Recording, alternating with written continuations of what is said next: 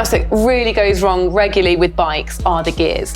They can jump up and down, they can't necessarily stay in the gear that you've selected for them to be in. I know something's wrong, I can hear it, I can feel it, but I don't know where to check. I don't know what I'm looking for. A lot of people have that same frustration, and with anything mechanicsy, just be really systematical and methodical in how you check for things. So start in one place and end at the other. Looking at the back, making sure your derailleur, you haven't damaged it during the ride, checking your mech hanger's still nice and straight, looking along the chain, making sure you haven't damaged the chain at all. You know, all these little things that could have happened.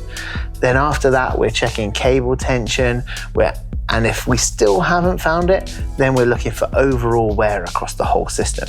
So maybe the cassette has just been worn so much that it started to look like shark's fins.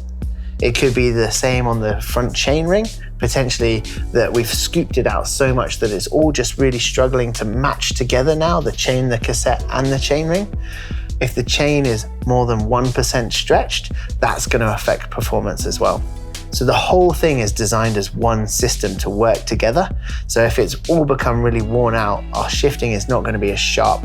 Even if we get the cable tension and fresh cables in perfectly, it's still not going to work as well as it could. Previously, you've talked to me about barrel roll adjusters. Is that something we need to be checking for here? For sure. If you crash, you can bend them and you can break off bits there. So just checking that that's all still looking good. Run your eye along the cables as well. Make sure they haven't become corroded or frayed or even broken and snapped in places. You know, there's little ferrules on the end, these plastic caps. Ferrules? Ferrules, yeah. They're wild. Feral. And those will become, you know, malformed over time as well. So that's why we replaced. And what are they, aside from they're little plastic caps that sit on the end of the gear cable, and they act as a buffer between the components and the gear cables. Something that affects the feel of your shifter and how clean and crisp your shifting is how fresh your cables are. So you've got outer cable and inner cable, and over time, dirt can get in there and they just wear out and get stretched. So that increases the friction, and then your shifting is compromised because of it. Just by replacing that inner and outer cable, you can really freshen up the feel of how crisp your shifting is. There's a few things that I can check for there, but if it is the drivetrain, it's the whole system, I'm not really going to be replacing that myself. So what can I do? If you don't have the confidence or even just the tools to do that. Or the desire. Yeah, totally. Then you can take that to the service center.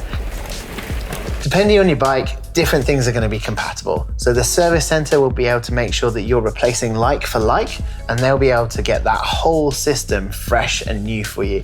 That's going to straight away affect your performance on trail with quicker shifting and just a better feeling smooth drivetrain.